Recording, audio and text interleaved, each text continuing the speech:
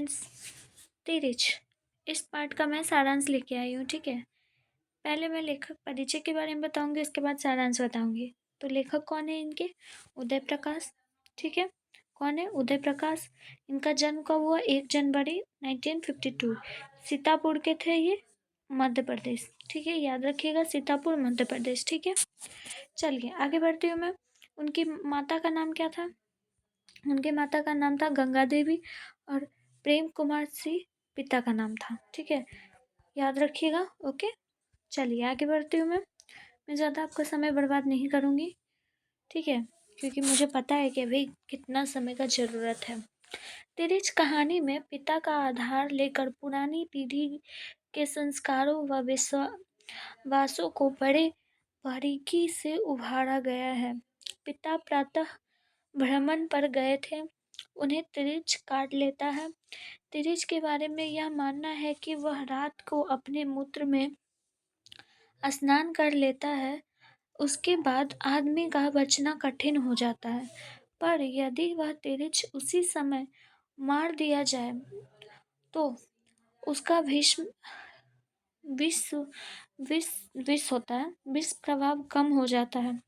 यह भी प्रचलित है कि जो व्यक्ति तिरिच को मारता है उसका चित्र उसकी तिरिच आंखों में उभर आता है और तिरिच का परिवार उसका बदला लेता है। तिरिच कितना भयंकर है यह एक तथ्य है, पर सत्य यह है कि आजकल संवेदना शून्य उच्छृंखल उच्छृंखल खल उद्दंड नगर का जीवन उसका कई गुना खतरनाक है, विशेषकर उस व्यक्ति के लिए जो सरल, संकोची व अनासक्त होता है। तिरिच एक जंतु है, विषैला भी है, पर शहरी जीवन का क्या काम विष भरा है।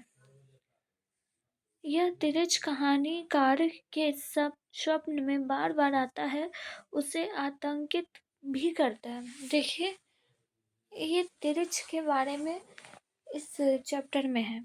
ठीक है, तिरिच में होता क्या है कि जो लेखक है उनके जो पिता है उनको तिरिच काट लेता है। ठीक है, अब तिरिच काट लेता है तो तिरिच के बारे में ऐसा लोग कहते हैं कि अगर तिरिच जो है काट लेने के बाद अगर वो अपने मूत्र में स्नान कर ले या फिर उसमें डूब जाए तो आदमी जो है जिसे काटा है उसकी मृत्यु हो जाती है। ऐसा लोगों का मानना है। ठीक है, लेकिन इसका जो विष होता है बहुत ही भयंकर होता है, जिस तरह से सांपों का होता है। ठीक है, अब मैं यहाँ पे ये बताऊंगी कि जो तिरिच है, अगर तिरिच काट जिसको भी तिरिच ने तिरिच को जिसने भी मारा है तो मारने वाले का जो है वो उस तिरिच के आंखों में वो छाप, मतलब कि जिस तरह से फोटो खींचा जाता है ना, वैसे उसकी आंखों में तस्वीरें बन जाती है। ऐसा सब लोग कहते हैं। ठीक है, तो ये खतरनाक है बहुत ही ज़्यादा, और लेखक के स्वप्न में बार बार ये तिरिच का खौफनाक जगह और तस्वीर जो है वो स्वप्न में बार बार आता है। ठीक है, यही तक था। उसके बाद आगे देखिए, उसके बारे में कई मान्यताएं हैं। वह तभी काटता है जब कोई उससे आंख मिलाता है। कहा जाता है तिरिच को देखते ही उससे आंख हटा लेनी चाहिए, आंखें मिली वह दौड़ा और उसको फिर नहीं छोड़ सकता। यहाँ यह भी ध्वनित है कि हम अपनी मान्यताओं से डरे बंधे हैं कि विज्ञान का भी महत्व स्वीकार नहीं करते हैं। यह भी मान्यता है कि अगर उसको मार दिया जाए तो रात में चंद्रमा की किरणों उसको जीवित कर देती है। पिताजी ने यद्यपि उस तिरिच को मार दिया था, किंतु पिताजी का परंपरागत ढंग से उपचार चलता रहा। उसी दिन पिताजी को शहर जाना था। एक पेशी थी अदालत में। सड़क पर गांव का एक ट्रैक्टर शहर जा रहा था, वे उसमें बैठ गए।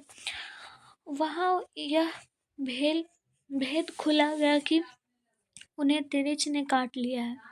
वहाँ उपस्थित पंडित राम अवतार भी थे। उन्होंने बताया कि कभी कभी तिरछ का प्रभाव 24 घंटे बाद भी होता है। और राम अवतार वैद्य भी थे।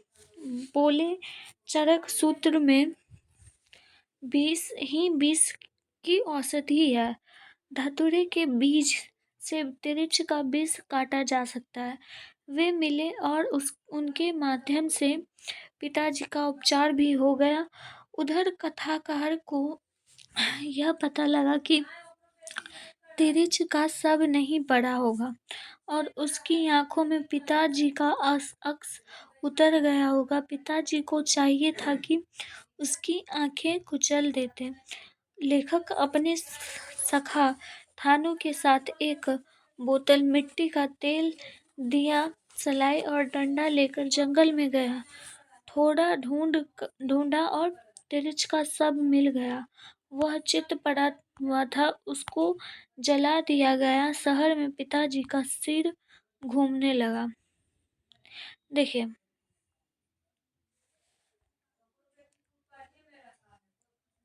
हम कह रहे हैं कि इसमें जो है वो तिरछ काट लेता है उनके पिताजी को। और राम अवतार जो उनके दोस्त थे, जब वो बाहर जा रहे थे कुछ कचहरी के काम सिलसिले में, कागज पत्तर के काम सिलसिले में बाहर जा रहे थे, तो हुआ क्या कि तिरछ ने रास्ते में उनको काट लिया था। लेकिन उन्होंने मार तो दिया था, लेकिन उस तरीके से नहीं मारा था जिस तरीके से कि मारना चाहिए था उसे। कहा जाता है कि तिरछ जो है वो रात में चंद्रमा की रोशनी को देखकर वो जीवित हो जाता है। राम अवतार ने ऐसा कहा। वो एक वैद्य था, तो उसने कहा कि उपाय दिया। उसने कहा कि धतूरे का अगर बीज होगा तो उसको उसको उसका औषधि बना के मैं आपको दूंगा, तो आप पी लीजिएगा, उससे ठीक हो जाएगा। ठीक है। तो वो इतना खा लिया, मतलब कि खा लिए वो इनके पिताजी। उसके बाद फिर चले गए। लेकिन फिर रास्ते में हुआ क्या, मतलब अ, इनको पता चला ये सब बात। तो ये जो है लेखक जो है वो जाते हैं जंगल में। और जंगल में जाने के बाद वो जो है तिरछ को ढूंढते हैं। उनकी सब उन्हें मिलने के बाद उसे वो जला देते हैं। ठीक है। अब शहर में जो उसके पिताजी हैं वो इधर उधर घूम रहे हैं। वो तो वहां पहुंच गए। वो शहर में जो पिताजी हैं वो घूम रहे हैं। अब उनके साथ क्या होता है ये देखिए। उसके बाद शहर में उनको अमानवीय व्यवहार झेलना पड़ा, पत्थर खाने पड़ा और वे चल बसे। यहाँ एक चित्र देना पर्याप्त तो रहेगा। लेखक ने बताया कि लड़के उन्हें बीच बीच में ढीला मार रहे थे। यह वृद्ध व्यक्ति के प्रति अपेक्षा, तिरस्कार, अपमान, अन्याय और घृणा का परिचायक है। साथ ही हिंसक और आतंकी प्रकृति का भी पोषक है। कहानी की घटनाएं प्रतीकात्मक है, अतः उनको पूर्ण विश्वसनीय मानना सहज संभव नहीं है। पर यहाँ आत्मीयता चूक गई है, मानवीय मूल्य मिट गए हैं, यही घनित्व होते हैं। देखिए, तो जब उनके पिताजी जाते हैं शहर में तो इधर उधर वो भटकते रहते हैं। वो शहर एक्चुअली में कभी गए नहीं थे। वो गांव में रहने वाले व्यक्ति थे, हर चीज़ गांव में। लेकिन शहर में उनको जाना ज़रूरी पड़ गया क्योंकि काम आ गई थी, इसीलिए। अब वो शहर से बाहर, मतलब कि अपने गांव से बाहर गए शहर में। कोई चीन परिचय नहीं, किसी को नहीं जानते थे और वो बहुत ही सीधे साधे व्यक्ति थे। हुआ यूं कि उन्हें रास्ते में प्यास लगी थी, पानी मांगने के लिए गए। लेकिन पानी जो जिससे मांगने गए उसने बहुत उन्हें डांटा, फटकार कर भगा दिया। पुलिस स्टेशन भी गए, इतना उसको मार पड़ा था ना उनको, इतना उनको सब लोगों ने मारा कि सारा लड़के खून खून हो गए थे वो रास्ते पे। ठीक है। इतनी उनकी बुरी अत्याचार उन लोगों ने किया था। सब जितना भी जो भी लोग हैं सब उसको मार रहा था। कोई भी नहीं उसे बचा रहा था, सब लोग उससे घृणा करने लग गए थे। ऐसा हो गया, पुलिस स्टेशन भी गए थे उनके पिताजी, लेकिन पुलिस वालों ने भी वहाँ से भगा दिया। उनकी बोली तक नहीं निकल रही थी, इसलिए भगा दिया क्योंकि उन्हें लगा कि कोई पागल यहाँ पर मेरा खाना मांगने के लिए आ गया है। बस उन्हें यही लगा था, तो इसलिए उन्होंने भी भगा दिया। लेकिन इस कहानी की घटनाएं जो है वो बहुत ही विश्वसनीय, मान्यता सहज स्वभाव नहीं है। विश्वास नहीं किया जा सकता कि इंसान ऐसे भी हो सकते हैं।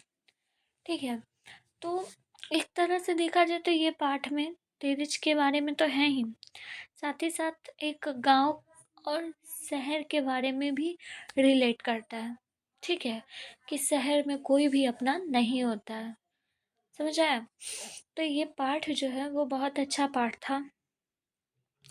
मुझे पूरा उम्मीद है कि आपको ये पाठ समझ आया होगा और आप इसे अपने लैंग्वेज के हिसाब से आप खुद इसको सारांश में कन्वर्ट करके लिखिएगा। ऐसे तो है ये सारांश ही, लेकिन अगर आपको ये कठिन ज़्यादा लगे तो आप खुद से भी कुछ कुछ लाइन यहाँ से लेके बना के लिख सकते हो। ठीक है, चलिए फिर मैं मिलती हूँ फिर नेक्स्ट वीडियो में। तब तक के लिए आप लोग हमारे चैनल से जुड़े रहें, हमारे चैनल को सब्सक्राइब कीजिएगा। ठीक है, लाइक कीजिएगा और अपने दोस्तों के साथ शेयर कीजिएगा। ठीक है, तो चलिए पढ़ते रहिए आप लोग। बाय।